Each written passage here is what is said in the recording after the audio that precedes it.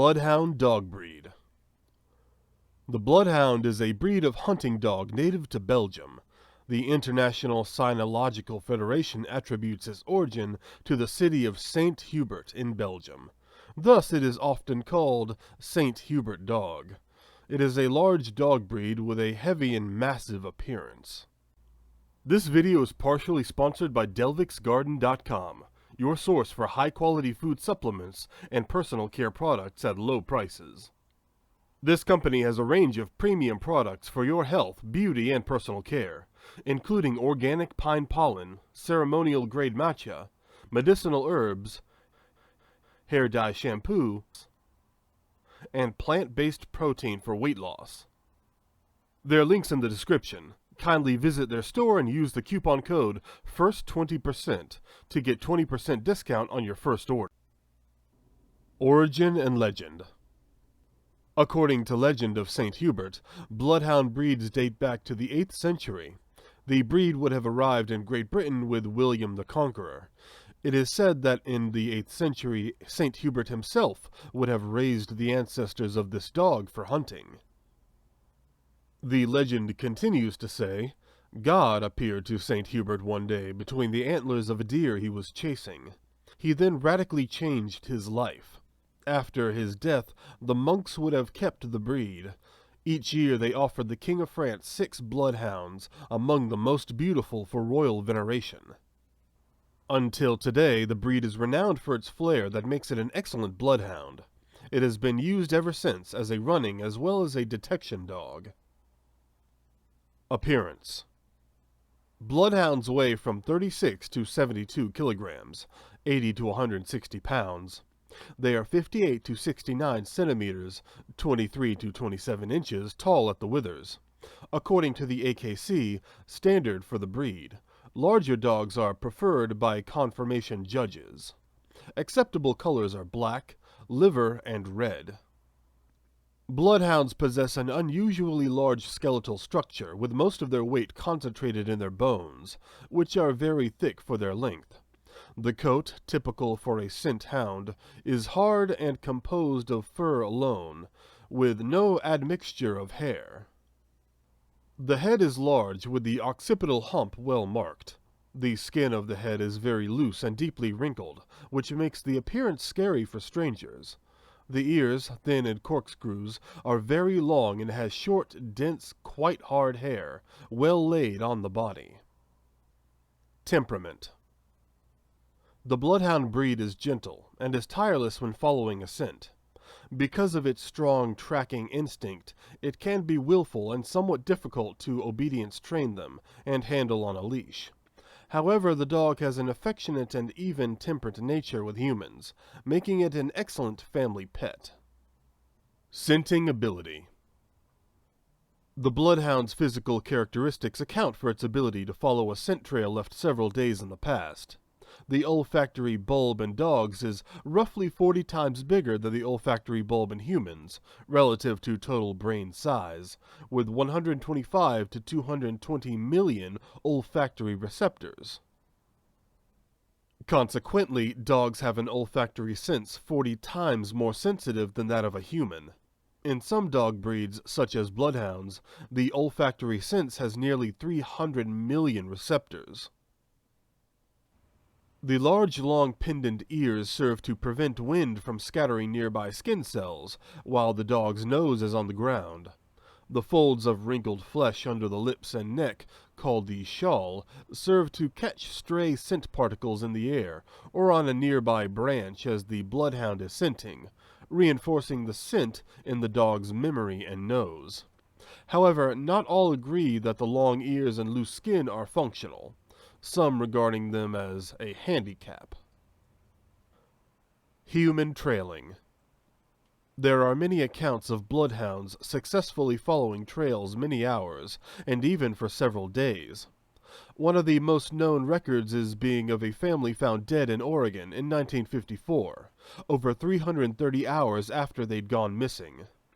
The bloodhound is generally used to follow the individual scent of a fugitive or lost person, taking the scent from a scent article, something the quarry is known to have touched, which could be an item of clothing, a car seat, an identified footprint, etc. Many bloodhounds will follow the drift of scent a good distance away from the actual footprints of a quarry, which can enable them to cut corners and reach the end of the trail more quickly. In America, sticking close to the footsteps is called tracking, and is held to reflect the bloodhound's concentration on the individual human scent, rather than that of, say, vegetation crushed by the feet of the quarry. Having lost a scent, a good bloodhound will stubbornly cast about for long periods, if necessary, in order to recover it. The bloodhound is handled on a tracking harness, which has a metal ring above the shoulders, to which a leash is attached, so that the hound's neck is not jerked up when the leash becomes taut, as it would with a collar. The leash is at least long enough to allow the hound to cross freely in front of the handler. Some handlers prefer quite a short leash, giving better communication with the hound, others liking something longer, maybe 20 or 30 feet. Training. It is generally agreed that the basis of initial training is to make the experience more enjoyable for the puppy or young hound, to keep its enthusiasm high. Some trainers wait till the hound is 18 months old to start training, but others start as young as possible, say 3 months. Training can be started by running short trials on a family member whom the puppy sees walk away, at first remaining visible and later going out of sight.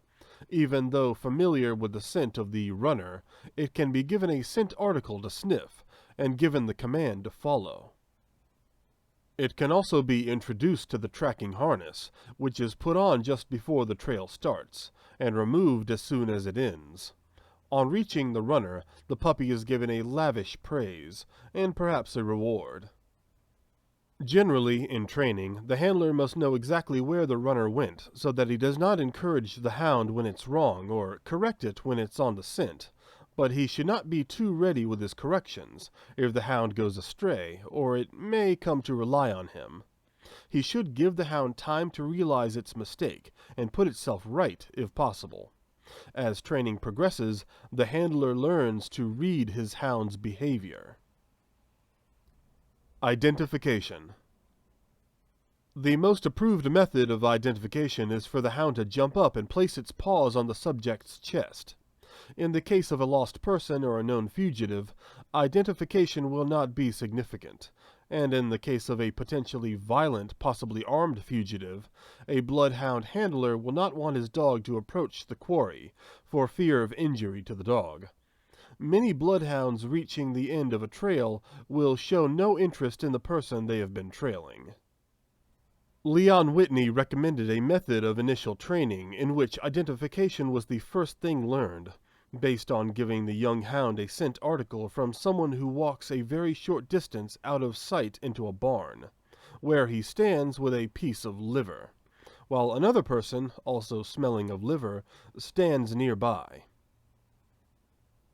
The hound is led along the trail, and if it shows an inclination to go to the wrong person, it's chastised. But it gets the liver if it goes to the right one. When the hound goes to the right person, almost infallibly, the number of people is increased, making the choice more difficult, and eventually the brief walks are extended into full trails. Health and lifespan. Compared to other purebred dogs, bloodhounds suffer an unusually high rate of gastrointestinal ailments, with gastric dilation, also known as twisted stomach, being the most common type of gastrointestinal problem. The breed also suffers an unusually high incidence of eye, skin, and ear infections. Thus, these areas should be inspected frequently for signs of developing problems.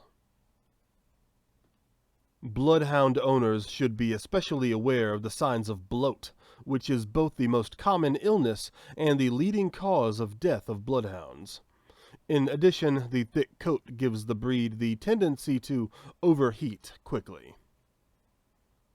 According to a 2004 UK Kennel Club survey, Bloodhounds had a medium longevity of 6.75 years, which makes them one of the shortest-lived of dog breeds. The oldest of the 82 deceased dogs in the survey died at the age of 12.1 years. Bloat took 34% of the animals, making it the most common cause of death. The second leading cause of death in the study was cancer, at 27%. This percentage is similar to other breeds, but the median age of death was unusually young, median of about 8 years.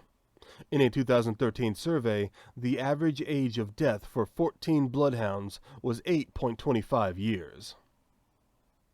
Thank you for watching the video till the end. Now it's your turn. What dog breed you have or would you like us to talk about? Please let us know. Remember to like the video and subscribe to the channel to help us establish our presence on YouTube.